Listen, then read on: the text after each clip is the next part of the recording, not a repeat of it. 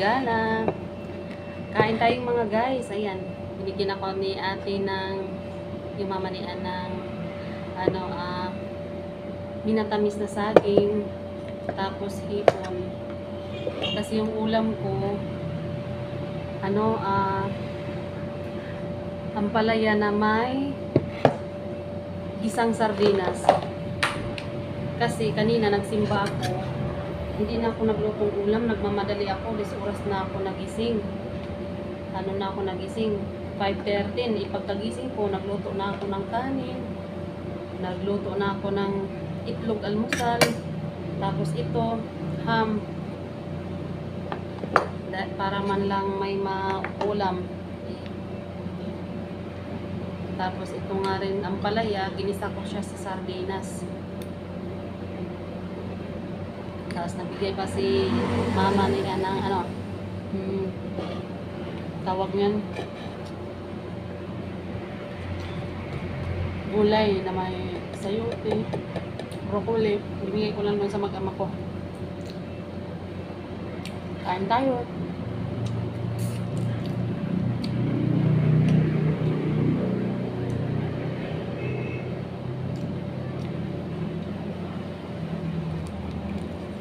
Masarap kasi sa isaw-saw yung sa patis at saka suka. Yung hipon.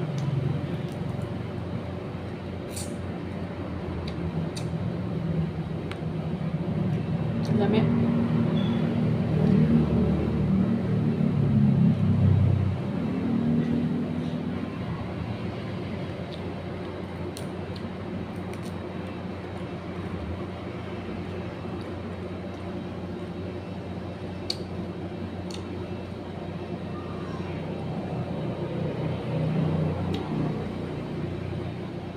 Wala yung anak ko na sa bahay. Sumabay kay papa yung kumain ng tanghalian.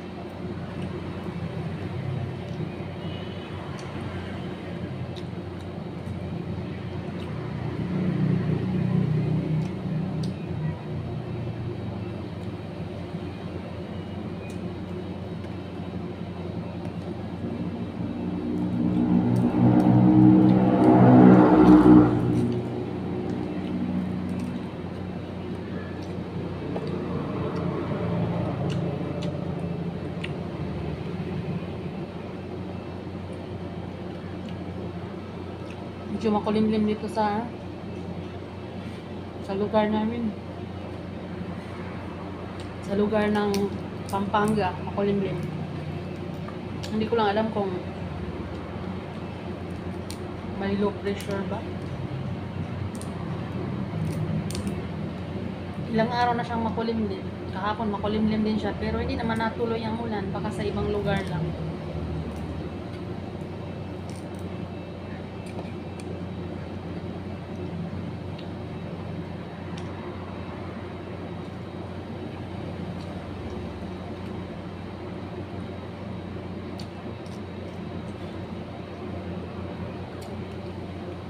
Kain tayo, no?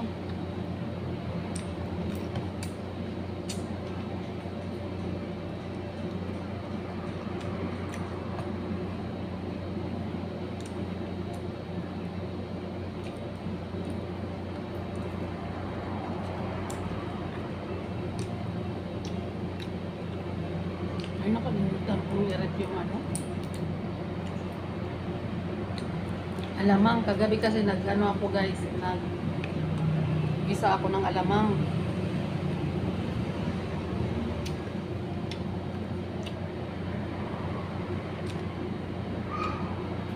Nakalimutan kong i-rep. Baka mapuhanin.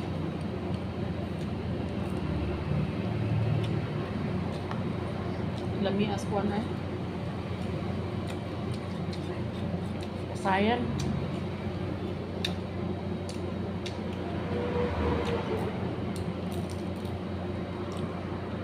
Lami ni nanay kilawon, labi na kung gikan da fresh gikan sa kuan ba sa dagat.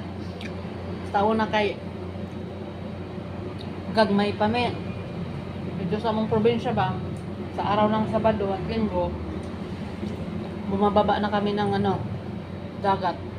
Kaya yung bahay namin nasa bundok. Madaling araw pa lang yan. Mga alas 2 ng madaling araw. Gising na kami niyan para magluto ng saging, babaonin namin sa dagat. Kami magkakapatid. Tapos magdala lang kami ng lampara o di kaya yung lukay. Maghimo na may lukay niya. Mano tayo silbing ilaw namin sa daan.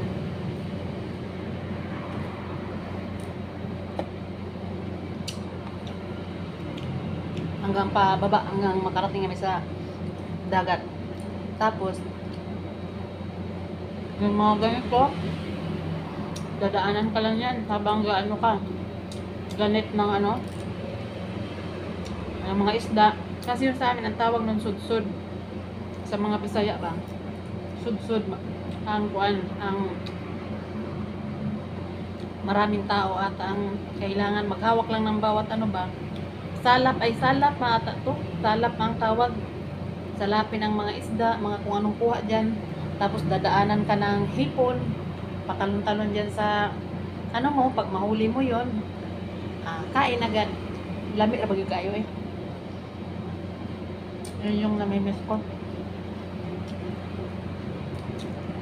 Tapos pag may na kami yan, pag nagugutom na, mag-almusal kami, punta kami ng tabi ng dagat. Magkilaw kami yan. Yan ang namimiss ko. Yung magkilaw ng balat. Tapos kilaw ng uli kaya sapsap. So na ang kwan. Almusal naming mga kubre. Saging o kamuti ang baon namin. Dito kasi sa Pampanga walang dagat pa, sobrang layo. Sa Bataan pa.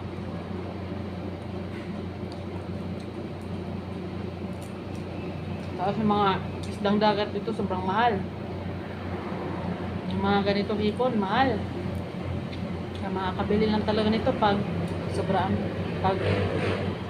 ang pera. Pag kaya ang budget pa. Minsan pag low budget, di makapalit o ginaning mga pasayan. Kamurag 350 man siguro kilo di ani hipon. Kani barato ra siguro ni barat-barato mga 250 ang kilo di ani siguro.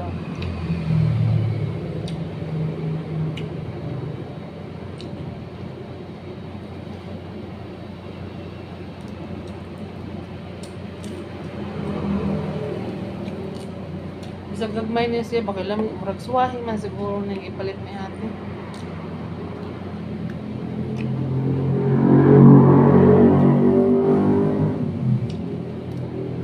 Namuri tawag sa mga kwan gali. Nakasabot lang, nakakuha na ko mga tawag-tawag din sa Pampanga ba, na ay suwahi, na ay sugpo. Na patoy sa patoy tawag kay taga pamalingki bang gudire sa una.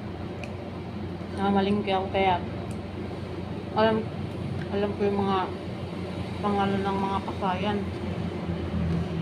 Kaya ko kasi pag sinabing pasayan na, yung pala may mga pangalan pa pala yan. Magaling. Nasa party ng party ng baboy, may mga pangalan din pala yan. Akala ko sa baboy, pag sinabing baboy na, yung pala may lempo, may kasim, may lumo, may bakot, may buto-buto, marami pang iba. Hindi ko na alamin yung iba.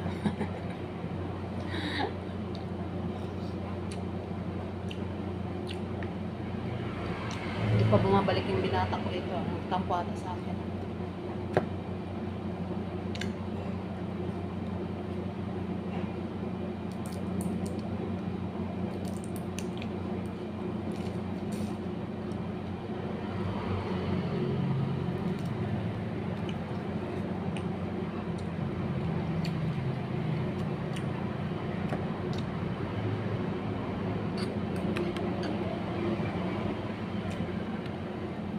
Kaniya dagang customer.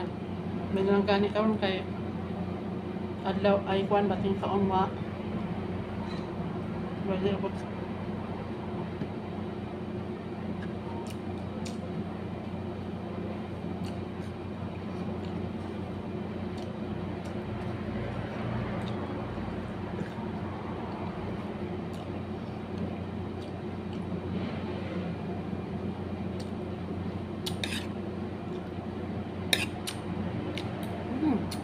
Lami kayo.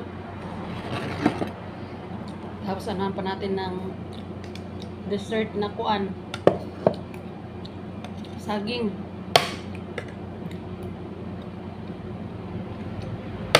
Grabe, humok na kain niya eh. Manatamis na kuan pa saging.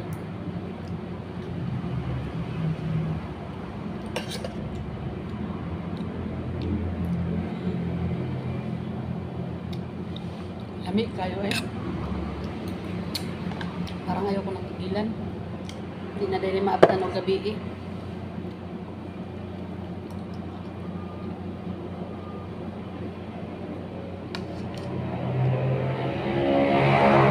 Doon na rin ako at kabuok.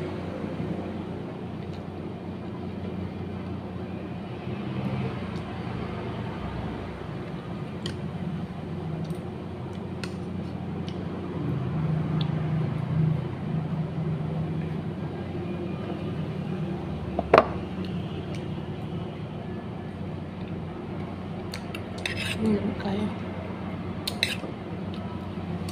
Ayan na lang mga guys. Medyo napahaba yung video ko ah. Yan na lang na sa ngayon. Salamat sa mga nanood sa videos ko. At saka sa mga bagong pasok dyan. Pakisubscribe na lang ako. Tapos mag-iwan din kayo ng pakas. Promise, babalikin ko kayo. Salamat sa inyo ha. Bye-bye!